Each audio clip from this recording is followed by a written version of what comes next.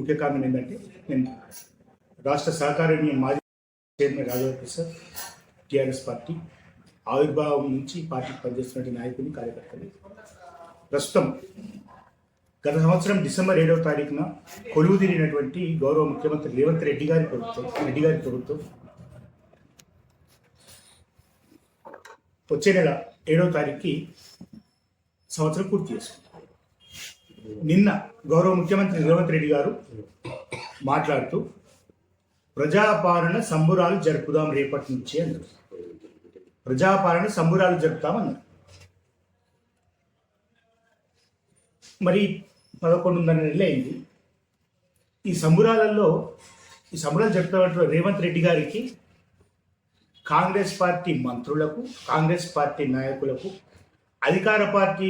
అధికార ప్రభుత్వ కార్యక్రమాల్లో పాల్గొంటున్న మహేష్ కుమార్ గౌడ్ లాంటి పార్టీ నాయకులు, నేను ఆయన పాల్గొన్నాను, చాలా చోట పాల్గొంటున్నారు. సెక్రటరియట్ మీటింగ్లో దీపదాస్ మున్షి గారు కూడా ఉంటారు. పార్టీ లీడర్లు కూడా ప్రభుత్వం సూటిగా ప్రశ్నిస్తున్నాం. ఈ మీడియా సమావేశం ద్వారా, మీడియా ద్వారా, వేదిక ద్వారా ప్రశ్నిస్తున్నాం. ఏం సంబురాలు? ప్రజాపాలన సంబురాలు. వ్యవసాయ మార్కెటింగ్ శాఖ మంత్రి తుమ్మల నాగేశ్వరరావు గారి నియోజకవర్గం ఖమ్మం మార్కెట్లో పత్తికి మద్దతు ధర రాదు, సిసిఐ కొనుగోలు చెయ్యదు,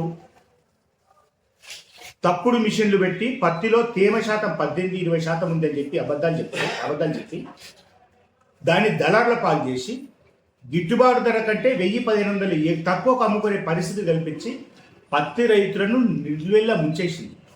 వ్యవసాయ శాఖ మంత్రి నియోజకవర్గం ఖమ్మం మార్కెట్లోనే పత్తి రైతులు దోపిడీకి గురవుతున్నారు. అది ఘనత వహించిన రేవంత్ రెడ్డి గారి ప్రభుత్వంలో శాఖ మంత్రి. పౌర సరఫరాల శాఖ మంత్రి ఉత్తమ్ కుమార్ రెడ్డి గారి నియోజకవర్గంలో, ఆయన జిల్లాలో ఒడ్లు కొనరు, సన్నొడ్లు కొనరు, సన్న ఒడ్లకు బోనసు ఇయ్యరు. రకరకాల కొర్రీలు పెట్టి మద్దతు ధర, బోనస్ పక్కన పడేసారు. మద్దతు ధర కంటే 500-600 తక్కువకు మిల్లర్లకు, దళారులకు రైతులు అమ్మే పరిస్థితి కల్పించి దళారులకు పండుగ చేశారు. పౌర సరఫరా శాఖ మంత్రి గారు పంతులు అంటే ఆయన క్యాబినెట్ మినిస్టర్ పంతులు చెప్తున్నారు. శాఖ రాష్ట్ర గుండెకాయ ముఖ్యమంత్రి అయితే దానికి సమానంగా పనిచేసేది హోంశాఖ మంత్రి. ఈ శాఖను కూడా గౌరవ ముఖ్యమంత్రి రేవంత్ రెడ్డి గారు తరగతి నెట్టి పెట్టుకున్నారు. సరే, శాఖ మంత్రిగా మాట్లాడారు. గౌరవ హోంశాఖ మంత్రి గారి సొంత నియోజకవర్గంలో శాంతి భద్రతలు కరువు.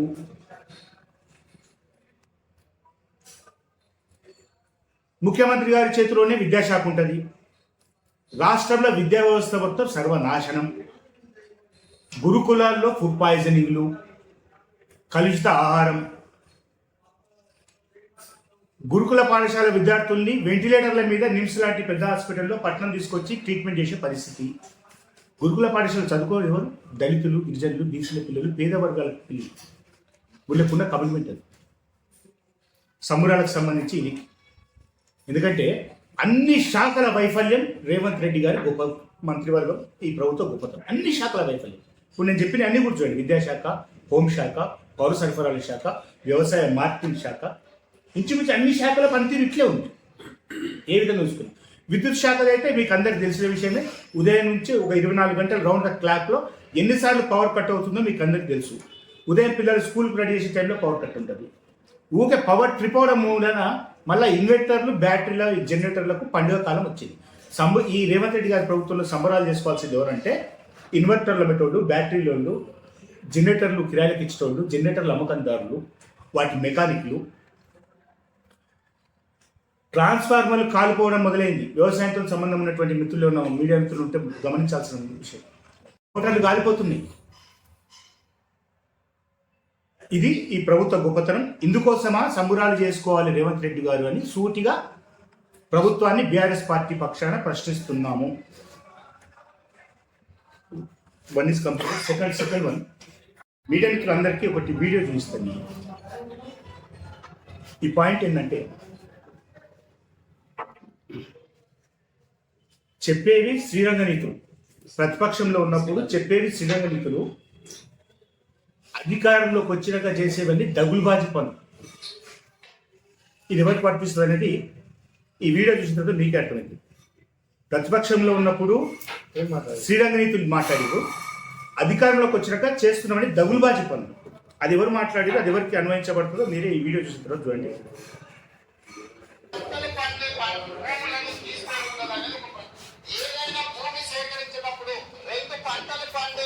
భూములను తీసుకోకూడదు అనేది ఒక ప్రధానమైన. రెండవది డిపిఆర్ ఏదైనా ఒక ప్రాజెక్టు ప్రభుత్వం నిర్మించదలుచుకున్నప్పుడు, ఏదైనా ఒక ప్రాజెక్టు ప్రభుత్వం తీసుకురాదలుచుకున్నప్పుడు మొట్టమొదట డీటెయిల్ ప్రాజెక్టును తీసుకున్న తర్వాత గ్రామ సభల ద్వారా అక్కడ గ్రామ ప్రజల అభిప్రాయాన్ని తీసుకొని 80% ప్రజలు మాత్రమే 80% ప్రజలు ఆమోదిస్తేనే అక్కడ ప్రాజెక్టులను టేకప్ చేయాలి. ఆ తర్వాత ఏ విధమైన నష్టపరిహారం ఇస్తున్నో ఆ ప్రజలు ఆమోదింపజేసుకున్న తర్వాత ముందుకు వెళ్ళాలి. అధ్యక్ష, మీకు నిజంగానే చిత్తశుద్ధి ఉంటే గౌరవ ముఖ్యమంత్రి గారు ఏం మాట్లాడుతున్నారు కదా, ఏ భూసేకరణ జరిపినా ఏది జరిపినా 80% ప్రజల ఆమోదం ఉండాలి అని అసెంబ్లీ సాక్షిగా ప్రతిపక్ష నాయకుడి హోదాలో మాట్లాడారు ఇప్పుడు ప్రస్తుత గౌరవ ముఖ్యమంత్రి రేవంత్ రెడ్డి గారు ప్రతిపక్షంలో ఉన్నారు. డిపిఆర్ లేకుండా ఏ ప్రాజెక్టు చేపట్టొద్దు అన్నారు. 80% ప్రజల ఆమోదం ఉందన్నారు. మరి కొడంగల్లో ఫార్మా విలేజ్ కోసం సేకరిస్తున్న దగ్గర 80% ప్రజల మద్దతు ఉందని చెప్పి సేకరిస్తున్నారా? సూటిగా ప్రశ్నిస్తుంది. మీరు చెప్పిందే కదా, ఇవి శ్రీరంగ నీతి, ఇవి శ్రీరంగ నీతి. చేస్తున్నవన్నీ ఇప్పుడు చేస్తున్న పని. ప్రజలు కష్టంలో ఉన్నప్పుడు వెంట నిలబడాల్సింది ప్రతిపక్ష పార్టీల బాధ్యత. ఆ బాధ్యతను నిర్వర్తిస్తే బీఆర్ఎస్ పార్టీ, మిగతా ప్రతిపక్షాలు కోట్లాడి సత్తా ఉన్న కొంతమంది భయపడు వాళ్ళకున్న పొత్తుల వలన రకాల రాజకీయాల కారణంగా కొంచెం ఎన్నిక జరిగినా బీఆర్ఎస్ పార్టీ మాత్రం ప్రజల పక్షాన నిలబడే ఉన్నది. అది 2014 ముందు ఉంది, 2023 తర్వాత ఉంది. 9.5 సంవత్సరాలు మాత్రమే ప్రభుత్వంలో ఉంది బీఆర్ఎస్ పార్టీ పుట్టిన తర్వాత. మిగతా అదంతా మాది ప్రజల పక్షం, ప్రజల పోరాట పక్షం ఉన్నది. ప్రజల సమస్యల మీద కొట్లాడి, ప్రజల సమస్యల మీద ఉద్యమాలు నిర్మాణం చేసింది. మేము ప్రతిపక్షంలోనే ఎక్కువ కాలం ఉన్నాడు. కేవలం కాంగ్రెస్ పార్టీ 9 ఏళ్ళ అధికారంలో లేదు, అంతకుముందు 10 ఏళ్ళ అధికారంలో ఉన్నోండి. ఎక్కువ కాలం ప్రతిపక్షంలో ఉన్న తపన ప్రజల పక్క అపేక్ష మాకు ఉంటుంది. మూసీ గురించి మాట్లాడితే diversion politics. Third one, diversion politics. ప్రతి డైవర్షన్ పాలిటిక్స్. కొడంగల్ ఇష్యూ మీద ప్రతిపక్ష పార్టీగా స్పందిస్తే దాన్ని రేవంత్ రెడ్డి గారికి, అక్కడ ఉన్న మాజీ ఎమ్మెల్యే మీద, బీఆర్ఎస్ నాయకుల మీద నిట్టే ప్రయత్నం.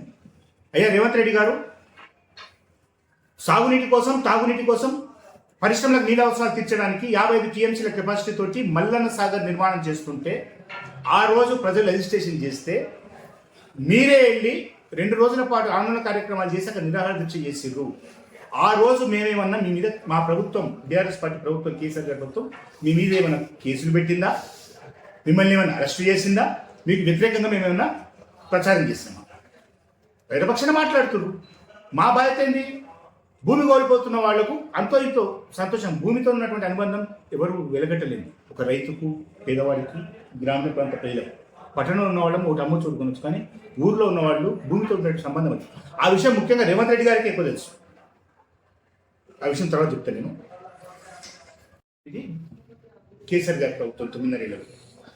మరి డిపిఆర్ లేకుండా, డీటెయిల్ ప్రాజెక్ట్ రిపోర్ట్ లేకుండా Musi river front project, Musi development project లేదా మూసీ బ్యూటిఫికేషన్ ప్రాజెక్ట్, ఏదో పేరు ఏదైనా కానీ, మూసీ నది చుట్టూ చేపట్టినటువంటి, ప్రభుత్వం చేపట్టినటువంటి ఫిజికల్ యాక్టివిటీస్, అది నిర్మాణం కావచ్చు, కూలగొట్టడం కావచ్చు, భౌతికమైన చర్యలు చేసి ఏ డిపిఆర్ ఆధారంగా ఇల్లు కూలగొట్టి చెప్పండి రేవంత్ రెడ్డి గారు.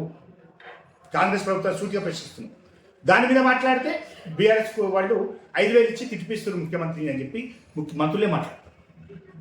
ఇల్లు కోడిపోయి గొల్లు అని ఏడుస్తున్న వాళ్ళు ఆక్రోషంతో పేదవాడు కోపం వస్తే తిడతాడు, వాడి నోటికి బూతే వస్తుంది. వాడి కడుపు మీద కొడితే, ఇప్పుడు ఈపులో కొడితే తట్టుకోవచ్చు. నాగరికంగా మనం అంత స్థితిగా ఉన్నవాడు తిడితే మనసులో పెట్టుకొని టైం వచ్చినప్పుడు చూసుకుంటా అనుకుంటాడు. ఇదంతా ఖచ్చితం. కానీ ఊర్లో ఉన్నవాడికి, పేదవాడికి కట్టు ఉండదు. వాడికి నిత్యం ప్రతిరోజు జీవనమన్న సమస్య. కడుపులో కొడితే ఎంత బాధ ఉంటుంది, కడుపులో కొడితే ఎంత బాధ ఉంటుంది. పిల్లలు స్కూల్లో పోయింది, తండ్రిలో తల్లి హాస్పిటల్లో ఉంది, భర్త డైలీ వేజ్ లేబర్గా పనిచేస్తాడు, నువ్వు జేసీబీ బుల్డోజర్ తీసుకొచ్చి ఇల్లులో వచ్చిన వాళ్ళ కడుగు మండదా తిట్టారా? తిడితే అది బీఆర్ఎస్ పార్టీ డబ్బులు ఇచ్చి తెచ్చిచ్చిందంటవా? పేదవాడి ఆక్రోశం నీకు రాజకీయంలా కనిపిస్తున్నదా? 11 నెలల హనీమూన్ ముగిసింది రేవంత్ రెడ్డి గారు. సంబురాలు చేసుకోండి, ప్రజాపాలన సంబురాలు. మీ హనీమూన్ ముగిసింది. గల్లా బట్టి ప్రశ్నిస్తుంది తెలంగాణ. తెలంగాణ గుణం అది. తెలంగాణ సమాజం యొక్క గుణం. తనకు అన్యాయం జరిగితే గల్లా బట్టి ప్రశ్నిస్తుంది. భారతదేశం మొత్తానికి విప్లవోద్యమ పాఠాలు నేర్పినటువంటి నాయకులను ఇచ్చింది తెలంగాణ గడ్డ. అత్యుత్తమైనటువంటి కమ్యూనిస్టు ఉద్యమాల నిర్మాణాలను చేసింది తెలంగాణ గడ్డ. మల్లోజుల కోటేశ్వరరావు కావచ్చు, మల్లోజుల వేణుగోపాలరావు కావచ్చు, కిషన్జీ గొప్ప ఉద్యమకారు, మారోజు వీరన్న గొప్ప సామాజిక ఉద్యమకారు. అన్ని ఉద్యమాలకు గడ్డ తెలంగాణ. తెలంగాణను తక్కువ అంచనా వేయొద్దు కాంగ్రెస్ నాయకులారా అని చెప్తున్నారు. కాంగ్రెస్ ప్రభుత్వాన్ని ఏదైనా విమర్శిస్తే వెంటనే వ్యక్తిగతంగా దూషణ, వ్యక్తిగతంగా దాడులు, వ్యక్తిత్వ హననాలు, క్యారెక్టర్ అసాసినేషన్. ఏం చేస్తారు? 11 నెలల నుంచి కాంగ్రెస్ నాయకులు, స్థానిక నాయకులు ప్రెస్ మీట్ పెడితే బూతులు తిడతారు, తరిమి కొడతామంటారు, తాగి మాట్లాడిందంటారు. పట్నంలో పెద్ద నాయకులు మీటింగ్ పెడితే, రాష్ట్ర స్థాయి నాయకులు మీటింగ్ పెడితే వాళ్ళ మీద వ్యక్తిగత విమర్శలు చేస్తారు, కుట్ర కోణాలు, కేసులు. నిన్న ఒక పత్రికలో ఫ్రంట్ లైన్లోనే కేటీఆర్ పాత్ర ఉంది అన్నట్టు ఒకటి హెడ్లైన్ రాసి పక్కకు ఒకటి అక్షరార్థం గుర్తుపెట్టింది హెడ్లైన్ ఓ పత్రిక. దానికి ఖండనగా అది తప్పు, నేను నేరాంగీకారం అది ఇవ్వలేదు పోలీసులకు, నేను అటువంటి కన్ఫెషన్ స్టేట్మెంట్ అంటుంది నేను ఇవ్వలేదు అని గౌరవ మాజీ ఎమ్మెల్యే పట్నం నరేందర్ రెడ్డి గారు అఫిడవిట్ కోర్టులో ఇస్తే తప్ప ఆ విషయం బయటకు రాదు. అబద్ధాలను ప్రచారం చేసి కేటీఆర్ గారి మీద బురద జల్లే ప్రయత్నం చేశారు. మరి ఈరోజు అదే పత్రిక అదే సైజు ఎందుకు రాయలేదు పట్నం నరేందర్ రెడ్డి గారి స్టేట్మెంట్ని? కింద కూడా చిన్న గీతకు రాసిరండి. ఇక్కడ ప్రజల కోసం పోరాడే నాయకుల మీద బురద జల్లి ప్రజలకు నాయకత్వాన్ని దూరం చేసే కుట్ర చేస్తుంది. తెలంగాణ సమాజం నాయకుల్ని ప్రజల నుంచి నిర్మించుకున్నది. 2001 ముందు కేసీఆర్ గారు రాష్ట్రం అంతా తెలియదు. ఒక ఉద్యమం నిర్మించుకున్నది, ఒక రాష్ట్రాన్ని సాధించుకున్నది. ఇదే సందర్భంగా ఇంకోటి ప్రశ్నిస్తున్నా, అయ్యా కోదండరామ్ గారు కాంగ్రెస్ పార్టీ ఎమ్మెల్సీ కాదనుకుంటున్నాను తెలిసి, ఆయన పార్టీ రద్దుగా లేదు కాబట్టి తెలంగాణ జనసేన కదా టీజేఎస్ పార్టీ సంబంధించినటువంటి ఎమ్మెల్సీ కోదండరామ్ గారు తెలంగాణ విద్యావంతుల వేదిక పేరు మీద, రకరకాల వేదికల పేర్ల మీద, పౌర హక్కుల వేదికల మీద రకరకాలుగా మీరు హక్కుల గురించి గంటల తరబడి తెలంగాణ సమాజంలో ఉపన్యాసాలు ఇచ్చిర్రే. ఈరోజు మీ గొంతు ఒక్క పదవి చేయగానే మూగబోయిందా? గిరిజన మహిళలను ఇష్టం వచ్చినట్టు వాతలు తేలేటట్టు కొడితే, 60 ఏళ్ళ ముసలోళ్లను కూడా, వృద్ధుల అవ్వలను కూడా తలలు వేటట్టు కొడితే, గర్భిణీలకు తొడల మీద వాతలు వచ్చినట్టు కొడితే కనిపిస్తున్నాయి. నేను ప్రెస్ మీట్ చూపించారు వాళ్ళు సోమాజిగూడ వాళ్ళు. ఇప్పుడు ఎక్కడ వాళ్ళ వాళ్ళు బతుకుతున్న వాళ్ళు హైదరాబాద్ వచ్చి ప్రెస్ మీట్ పెట్టి మాకు పోయితే ఒట్టిరని చెప్పుకునే పరిస్థితి వచ్చిందంటే ఎంత దారుణంగా ఉంది. జమ్మూ కాశ్మీర్లో అమలవుతున్నటువంటి, లేకపోతే మణిపూర్లో అమలవుతున్నటువంటి, లేకపోతే త్రిపురలో, నాగాలాండ్లో అమలవుతున్నటువంటి ఇంటర్నెట్ నిషేధం విధానం ఏంది ఇది? తెలంగాణ రాష్ట్రంలో మొట్టమొదటిసారి ఇంటర్నెట్ నిషేధం కొడంగల్ ప్రాంతంలో. ఒక జాతీయ పార్టీ నాయకురాలు, ఒక ఎంపీ డీకేఆర్ గారు వెళ్తా అంటే ఆమెను పోవద్దంటారు. మీరు లోపాయి గారు గెలిపించుకున్నాడు కదా వీళ్ళంతా, కొండ విశ్వేశ్వరరెడ్డి గారు వీళ్ళంతా అడగండి. కొండ విశ్వేశ్వరరెడ్డి గారు ఏమంటున్నారు? పాత ఉమ్మడి రంగారెడ్డి జిల్లాకు ప్రాతినిధ్యం వహించిన వ్యక్తినే, ఆ ప్రాంతంతో హైదరాబాద్ ఉన్న వ్యక్తినే. మీరు చేసిన పని మంచిగుందా? కొండ విశ్వేశ్వరరెడ్డి గారితో అడగండి. రేవంత్ రెడ్డి గారు,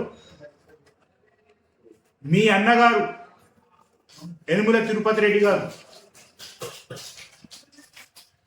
ప్రైవేటు సైన్యాలను నేర్చుకొని వందలాది మందితో ప్రజలను భయం కంపితులను చేస్తూ ఊరేగుతుంటే 144 సెక్షన్ వర్తించదా?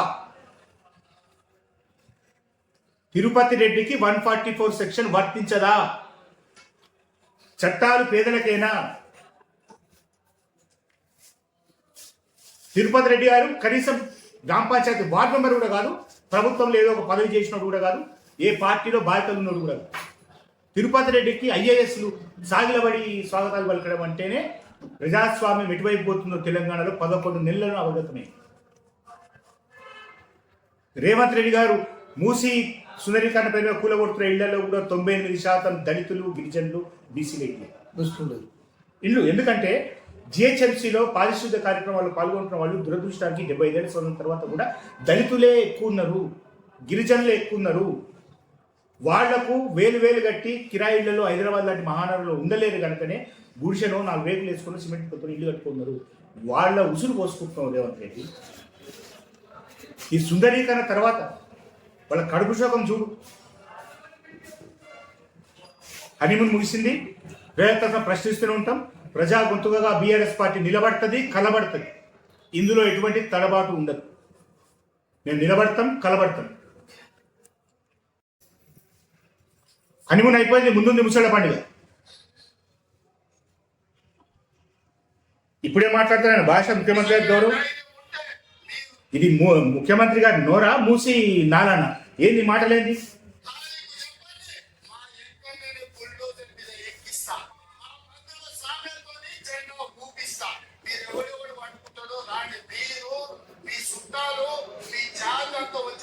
జాతంతా ప్రక్షాళన చేసి తీర్థమని చెప్పి ఈ సందర్భంగా తెలియజేస్తున్నా. మూసికి అడ్డం పడితే ఆ పాపం ముసురు కొట్టుకొని మూసిలో మురికిలో సస్తావు, కుక్క సాగు చేస్తావు, సస్తే దిక్కులే సాగు చేస్తావు. చంద్రశేఖరరావు, నువ్వు ఇవాళ మా ప్రజల్ని మభ్యపెట్టాలని చూస్తున్నావా? ఎవడెవడైతే వస్తా అంటుండో, ఎవడెవడైతే బుల్డోజర్ అడ్డం పడతా అంటుండో, మీరందరూ పేర్లు ఇవ్వండి. మా నల్గొండ నుంచి లక్షలాది మందిని అక్కడికి తీసుకొచ్చి వాళ్ళ సాక్షిగా మొదటి ముఖ్యమంత్రి, గొప్ప విద్యావేత్త, గొప్ప సంస్కరణ తెచ్చింది. పివి నరసింహారావు గొప్ప నాయకుడు, దేశానికే దిక్సూచిగా మారింది ఇక్కడి నుంచి ముఖ్యమంత్రిగా పనిచేసి. అంజయ్య గారు ఆరణాల కూలీ నుంచి ఎదిగినటువంటి వ్యక్తి. చెన్నారెడ్డి గారు తెలంగాణ మొదటి ఉద్యమ పోరాటంలో వీరుడిలాగా పనిచేసినటువంటి వ్యక్తి, రాష్ట్రానికి ముఖ్యమంత్రిగా పనిచేసిన 2 సార్లు. రాజశేఖర రెడ్డి గారు ఆరోగ్యశ్రీ లాంటి పథకాలు తీసుకొచ్చి ప్రజల మన్ననలు పొందింది మీ కాంగ్రెస్ పార్టీనే కదా. రోషయ్య గారు ప్రతి ఒక్క అపోజిషన్ పార్టీలతో కూడా పెద్దలను గౌరవించుకున్నటువంటి రోషయ్య గారు ముఖ్యమంత్రిగా ఉన్న కృషి. ఇంత గొప్ప పని చేసిండు గతంలో ముఖ్యమంత్రులు. ఇప్పటి వరకు ఏ ముఖ్యమంత్రి అయినా ఇంత చిల్లరగా, ఇంత నీచంగా మాట్లాడిందా ఆలోచించుకోమని కాంగ్రెస్ పార్టీకి ఓట్లేసిన మేధావులకు, చదువుకున్నటువంటి గొప్ప చదవరులందరికీ కూడా దండం పెట్టి విజ్ఞప్తి చేస్తున్నాం. మీరు ఓట్లేసి గెలిపించిన ముఖ్యమంత్రి గారి సంస్కారం ఇది.